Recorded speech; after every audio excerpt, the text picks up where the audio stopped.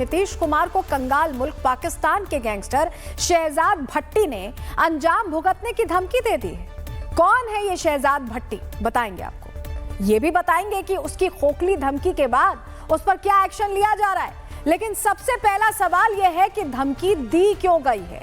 पाकिस्तान में गैंगवार को बढ़ावा देने वाले शहजाद भट्टी का दावा है कि नीतीश कुमार ने 2 दिन पहले जिस तरह मुस्लिम लड़की का नकाब हटाया, उससे इस्लाम का अपमान हुआ है और इसी मुद्दे को पाकिस्तान में बैठे शहजाद भट्टी ने हवा दी है। उसने खुद को इस्लाम का रक्षक बताते हुए नीतीश कुमार को माफी मांगने की चेतावनी दी है। कहा क्या है, पहले सुन लीजिए। ये माफी मांग ले इस बच्ची से, इस औरत से, तो बेहतर है। फिर बाद में तुम लोगों ने मेरे ऊपर चीजें डालनी है कि जी ये कर दिया वो कर दिया। पहले तुम लोग नहीं देखते हो कि तुम लोग मुसलमान बच्चियों को इतने अच्छे ओहदे पे, इतने बड़े ओहदे पे बंदा बैठा और वो किसी मुसलमान बेटी के साथ ये हरकत करे। आपको पता है हंगामा इसलिए मचा क्योंकि सोमवार को मुख्यमंत्री नीतीश कुमार ने एक महिला डॉक्टर को नियुक्ति पत्र देते हुए उनके चेहरे पर लगा नकाब खींचकर हटा दिया। नुसरत परवीन नाम की इस डॉक्टर के चेहरे से नकाब हटाए जाने के मामले ने जबरदस्त सुर्खियां बटोरी हैं। विपक्षी नेता इस मुद्दे पर नीतीश कुमार पर जबरदस्त हमलावर थे। उन्होंने एक महिला का अपमान किया, ये बार-बार कहा जा रहा है और अब इसे इस्लाम के अपमान से जोड़ते हुए पाकिस्तान के अंडरवर्ल्ड डॉन शहजाद भट्टी ने धमकी दे डाली नीतीश कुमार को। चलिए आपको ग्राफिक्स के जरिए बताते हैं आखिर शहजाद भट्टी है कौन। तो जैसा कि वो खुद शहजाद भट्टी दावा करता है कि वो पाकिस्तान का सबसे बड़ा गैंगस्टर है।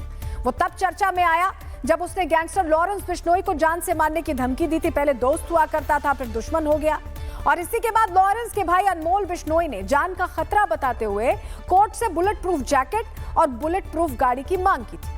ऐसा माना जाता है कि शहजाद भट्टी दुबई में रहकर पाकिस्तान में अपनी गैंग ऑपरेट करता है। उसे फारूक खोखर नाम के अंडरवर्ल्ड डॉन का करीबी माना जाता है और खुफिया एजेंसियों का मानना है कि शहजाद भट्टी का नेटवर्क पाकिस्तान समेत कई देशों में फैला हुआ है। तो ये थे शहजाद भट्टी जिनका पूरा डेटा हमने आपके सामने रखा। हालांकि सोशल मीडिया पर उसका ये धमकी भरा मैसेज असली है या नहीं, इसकी भी जांच हो रही है। बिहार के डीजीपी विनय कुमार के मुताबिक ये मामला पटना आईजी को सौंप दिया गया है। अभी हमारे पास जांच के लिए हमने दिया है आईजी पटना को, इस पर जांच के लिए मैंने दिया है। फर्दर अभी कोई जानकारी इस पर नहीं मिली है। जो भी सोशल मीडिया पोस्ट पे आया है उस पर आईजी पटना इस पर पूरी जानकारी प्राप्त कर रहे हैं। लेकिन इस मुद्दे पर पाकिस्तान फिर एक बार मुस्लिम देशों का मसीहा बनने का मौका खोज रहा है। वहां के गैंगस्टर धमकी दे रहे हैं तो दूसरी तरफ पाकिस्तान की पंजाब सरकार में मंत्री आजमा बुखारी भी अपनी राजनीति चमकाने में लगी हुई हैं। क्या कह रही हैं वो, सुनिए जरा। कि एक बापर्दा खातून का हिजाब खींचा है उसने एक तकरीब के दौरान, उसके ऊपर एज ए मुसलमान औरत और एक जो है वो ऐसा मतलब शहरी होते हुए जिनके जो ये मैं समझती हूँ कि ये नकाब जो है ये भारत की डेमोक्रेसी के मुंह के ऊपर से खींचा गया है। पाकिस्तान की जो मंत्री भारत में महिलाओं के सम्मान न होने के आरोप लगा रही हैं, बड़ी बड़ी बातें कर रही हैं, मगरमच्छ के आंसू बहा रही हैं, उनको पहले अपने देश की हालत देख लेनी चाहिए। पंजाब प्रांत की मंत्री आजमा बुखारी को पाकिस्तान के ही सिंध में आप ये तस्वीर देखिएगा, हिंदू महिलाओं और बहन बेटियों पर किया गया अत्याचार नहीं दिख रहा है। वहां कराची में 3 हथियारबंद गुंडों ने एक हिंदू महिला और उसकी नाबालिग बेटी को अगवा कर लिया। आशंका जताई जा रही है कि उनका धर्म परिवर्तन करवाकर उनकी किसी मुसलमान से शादी कराने के लिए उन्हें किडनैप किया गया है। तो धर्म परिवर्तन कराने के लिए, निकाह कराने के लिए किडनैप किया गया, यह शक जाहिर किया जा रहा है। हालांकि पाकिस्तान के इस फर्जी नैरेटिव को भारत ने धो दिया। जन सुराज पार्टी के नेता मनीष कश्यप ने नीतीश कुमार को धमकी देने वाले शहजाद भट्टी को उसकी औकात याद दिलाई। सुनिए। ये शहजाद भट्टी वही है जो कुछ दिन पहले तक रावलपिंडी में जो है पंचर के दुकान पे टायर पंचर बनाया करता था। बात सही है, जाके गूगल पे आप सर्च मारिए, शहजाद भट्टी का ट्रैक रिकॉर्ड आप लोगों को देखने को मिल जाएगा। ये नीतीश कुमार जी को धमकी दे रहा है। अपने देश में जो है, तुम्हारे देश में 75 छेद है और तुम जो है भारत के बारे में सोच रहे हो। यार तुम्हारे देश में लोगों को खाने के लिए आटे नहीं मिल रहे हैं, पीने के लिए पानी नहीं मिल रहे हैं और तुम जो है नीतीश कुमार को धमकी दे रहे हो। हमारे देश का इंटरनल मैटर है, हमें पता है कैसे सॉर्ट आउट करना है। देखिए, बड़ी बात तो यही है कि हमारे देश का इंटरनल मैटर है, इसमें दखल अंदाजी बर्दाश्त नहीं होगी। इस मुद्दे पर देश में राजनीति हालांकि थमने का नाम नहीं ले रही। बिहार के सीएम के इस बयान के बाद समाजवादी पार्टी से जुड़ी समाजवादी छात्र सभा ने लखनऊ विश्वविद्यालय में विरोध प्रदर्शन किया है। पुलिस वालों ने उन्हें वहां से घसीट कर अलग किया। उनमें कुछ प्रदर्शनकारी तो सड़क पर लेट गए, लेकिन पुलिस वालों ने कैसे उन्हें खींचकर गाड़ी में बैठाया आप तस्वीर में देखिए, और उसके बाद हिरासत में लिया। अरे नीतीश कुमार माफी मांग, और इसको कतई बर्दाश्त नहीं करेंगे। ये संजय निषाद और नीतीश कुमार के नौकर है।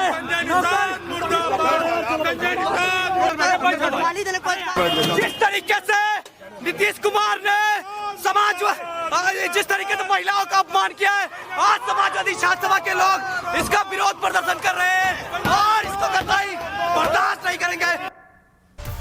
इसके अलावा लखनऊ में इस मुद्दे पर समाजवादी पार्टी ने पोस्टर वॉर भी शुरू कर दी। लखनऊ में समाजवादी पार्टी के दफ्तर के बाहर मोहम्मद इखलाक के नाम से लगाए गए पोस्टर्स में नीतीश कुमार के बहाने बीजेपी पर निशाना साधने की कोशिश की गई। ये पोस्टर हम आपको दिखा रहे हैं और इस पोस्टर में देखिए लिखा हुआ है कि सत्ता के घमंड में मंत्री मर्यादा भूले जा रहे हैं, नियुक्ति पत्र मांगती बच्चों का हिजाब हटाया जा रहा है। ये सारी चीजें इस पोस्टर में लिखी हुई हैं। नीतीश कुमार के नियुक्ति पत्र बांटते वक्त एक बच्ची का हिजाब हटाने का जो विवाद है वो पटना से लेकर लखनऊ तक देखने को मिल रहा है। दरअसल आपको बता दें, समाजवादी पार्टी कार्यालय के बाहर ही एक होर्डिंग लगाई गई है। साफ तौर पर इस होर्डिंग में शिवपाल, अखिलेश यादव ये सब दिख रहे हैं। ये होर्डिंग मोहम्मद इखलाक की ओर से लगाई गई जो कि समाजवादी पार्टी नेता है। इसमें साफ तौर पर लिखा गया है, नियुक्ति पत्र मांगती बच्चियां, हिजाब हटाया जा रहा है, सत्ता के घमंड में मंत्री मर्यादा भूले जा रहे हैं, छुआ ही तो क्या कहकर जुर्म को हल्का बताते हैं, नारी सम्मान पर हंसी और खुद को नेता बताते हैं। अंधेरे के इस दौर में एक आवाज़ बेबाक है, अखिलेश यादव ढाल बनकर नारी के सम्मान में साथ हैं। देखिए नीतीश कुमार का जो फोटो था वो भी यहाँ पर जो क्रॉप करके लगाया गया इस होर्डिंग में, साफ तौर पर कहीं ना कहीं बीजेपी पर निशाना साधते हुए जो हिजाब का विवाद था वो अब लखनऊ की सड़कों पर देखने को मिल रहा है।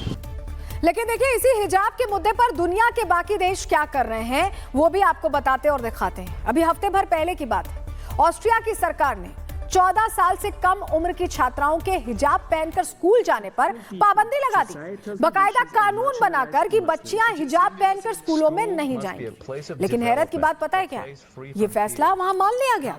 वहां भारत जैसी हाय तौबा नहीं मच रही, जबकि वहां अच्छी खासी मुस्लिम आबादी है, ये भी आप जान लीजिए। और केवल ऑस्ट्रिया नहीं है बल्कि कई देश ऐसे हैं जहां सरकारी कर्मचारियों और स्कूली बच्चों के बुर्का या हिजाब पहनने पर पाबंदी है।